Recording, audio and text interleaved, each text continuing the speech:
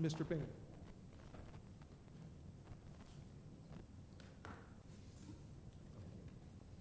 Good afternoon, good evening. First, you have a full report, and in the report, you have what I'm calling an executive summary, and that's what I'd like to cover with you all tonight, just to take 5-10 minutes to go through it. Our procedure was to select 12 of the 17 programs that had been created.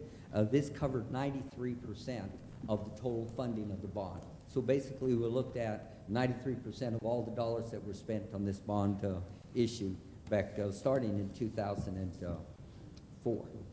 First, and this is in the executive summary, in the detail behind this, we cover each one of the schools itself.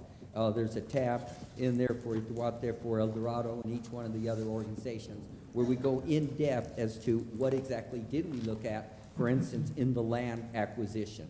And we have observations and then our findings. Regarding policy on changes to the guaranteed maximum price, we reviewed the change orders. You have an original contract and you usually have change orders, so we wanted to review that. In all cases, with the exception of the Loma Verde, all items were brought before the board for change orders. The reason Loma Verde wasn't was because it was under a $100,000 change order, and that was authorized by the superintendent or his designee. So no exceptions found there either.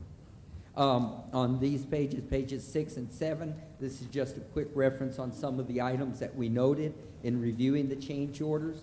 And again, if I could just over on item F is what I just mentioned regarding the change order for Loma Vista in relation to your job, the selection once all this comes to the Board of Trustees. We reviewed the minutes to determine that the information from the review committee that had gone through all the proper process did come to you and that it was presented properly.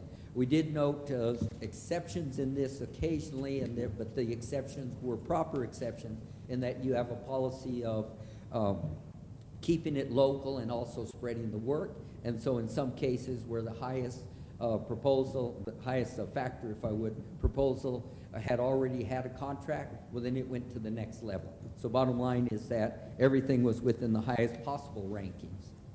Regarding information at the Facility Board Committee, we reviewed the Facility Board Committee, the group that reviews the information at the onset. And in reviewing that, we did notice that there were some issues that had come up there where the procedures had been previously performed, but no longer were certain procedures performed within the committee.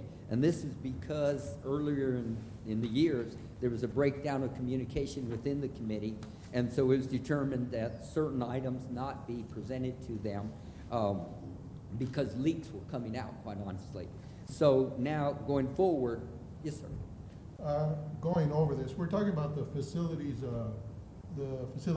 committee. Board committee. Okay, and in The board committee. the board committee, our board committee, or are we talking about? Right.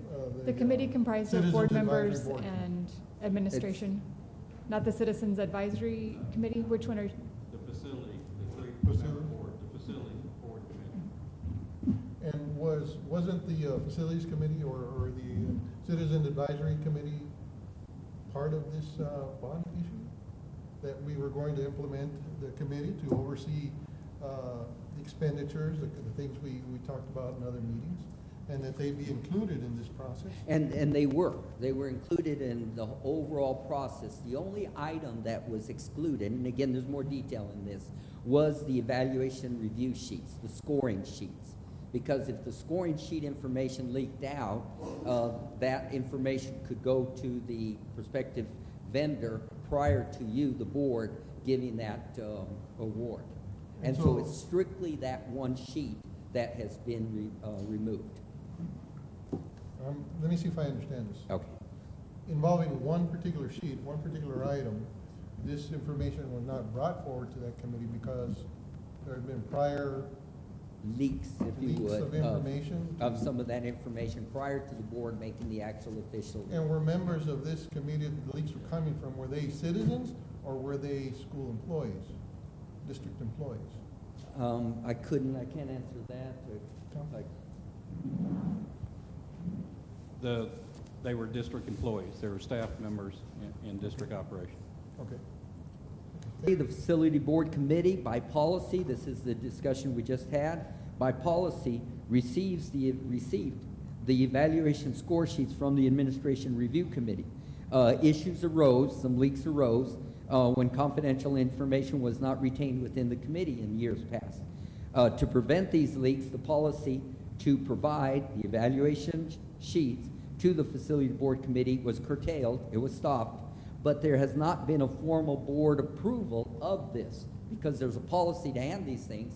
So we're coming in and we're recommending that the board revise their policy to state that those evaluation score sheets will no longer be presented, as they are currently not presented, to the Administrative Review Committee. That's my report. Did y'all have any questions or issues? Mr. Just Sala. one more, and just a little bit of elaboration. It's probably rhetorical, but in the page 1, just below, please refer to Exhibit 1. It would be the last sentence of the paragraph. You said, had we performed additional procedures, other matters might have come to our attention that would have been reported to you. Is there anything that you feel that we as a board might have overlooked that perhaps we could have looked into a little further, or maybe some other area we could have gone into? No, that statement purely relates to auditing your financial statements. We didn't audit your financial statements. We did an agreed upon procedure of the policies and compliance and procedures related to construction. Had we also been engaged to do an audit of your financial numbers, then we would be giving you another report, the report that you received from your outside independent CPA firm. Okay, thank you. Other questions? Okay. Mr. Nahara? Just one question. So after conducting the audit in accordance with the agreement, it's the opinion of the firm that the 2004 bond was administered in accordance with state regulations and board policy? That's correct. Thank you. Mr. Patton? Mr. Reza, how much did this audit cost the district in total? $45,000, Mr. Patton. $45,000. Any other questions? Mr. Sala? The purpose of the audit, when we initiated the audit, was to make sure that this bond was properly executed, which it has been, but we also want to look at other aspects of the bond, so that in the future, when we do go out for another bond issue, the citizens are going to be satisfied that we've done our job in doing everything we can to assure that the bond money that they're committing to us is properly spent and well used, and that we follow policy and procedure. We've certainly followed policy and procedure with regard to state regulations and those aspects. However, to our policy, when we established the oversight committee, I feel that we were lacking there, and that there were issues there in that committee that came up that certainly created some doubt as to how this procedure was going on.